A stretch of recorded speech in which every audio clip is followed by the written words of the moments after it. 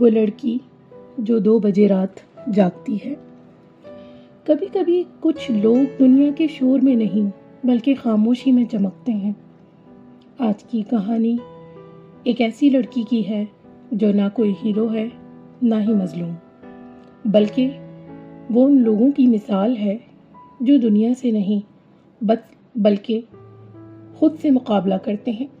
وہ لڑکی جو رات کے سناٹے میں جاگتی ہے جب دنیا سو رہی ہوتی ہے، وہ اپنے خوابوں کو جگا رہی ہوتی ہے۔ اس لڑکی کا نام زی تھا، عمر صرف 24 سال، ہمیشہ بال بندھے ہوئے، آنکھوں کے نیچے ہلکے اور ہاتھوں میں آٹے اور چاکلیٹ کا آمیزہ۔ وہ ایک بیکر تھی، مگر بیکنگ اس کا پیشہ نہیں تھا۔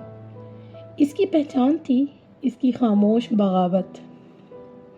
اسے آج بھی کالج کے وہ دن یاد تھے جب ایک بیکنگ مقابلے میں جج نے تنزن مسکرا کر کہا، تمہارا کام ٹک ٹاک جیسا لگتا ہے، اصلی شیف بننے کے لیے گہرائی چاہیے۔ زی نے کچھ نہیں کہا تھا، بس مسکرا کر سر ہلا دیا۔ لیکن اسی رات اس نے فیصلہ کر لیا، میں صبح کا انتظار نہیں کروں گی، میری دنیا رات 2 بجے جاگتی ہے۔ اس دن کے بعد ہر رات وہ کرائے کے کچن میں جاتی، جلتے ہوئے اوون کے سامنے اپنا غصہ نکالتی، ہر کپ کیک میں ایک جواب چھپا دیتی،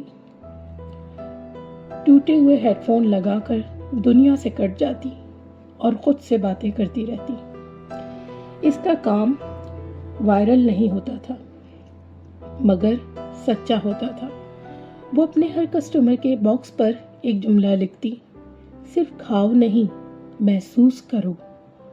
ایک رات اس نے اپنا بنایا ہوا کیک ایک مشہور انفلوئنسر کو بھیج دیا، بغیر کسی امید کے، مگر اگلے ہی دن وہ ویڈیو وائرل ہو گئی، کمنٹ سے بھر گیا، اس کیک میں جذبات ہیں، یہ صرف بیکر نہیں، روح کو چھو لینے والی ہے۔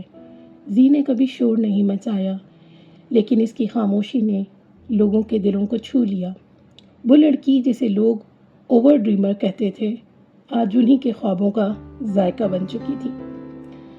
جانتے ہیں دوستوں، رات 2 بجے جاگ کر خوابوں کو پکڑنے والے لوگ پاگل نہیں ہوتے، وہ بس ان لوگوں کا خاموش جواب ہوتے ہیں جو کہتے ہیں تم سے نہ ہو پائے گا۔ Heart touching story by Koko میں ہوں کوکو۔ کہانی اگر آپ کے دل کو چھو گئی ہو تو ہمارے چینل کو سبسکرائب ضرور کیجیے گا اور اپنی قیمتی رائے سے ہمیں ضرور آگاہ کیجیے گا۔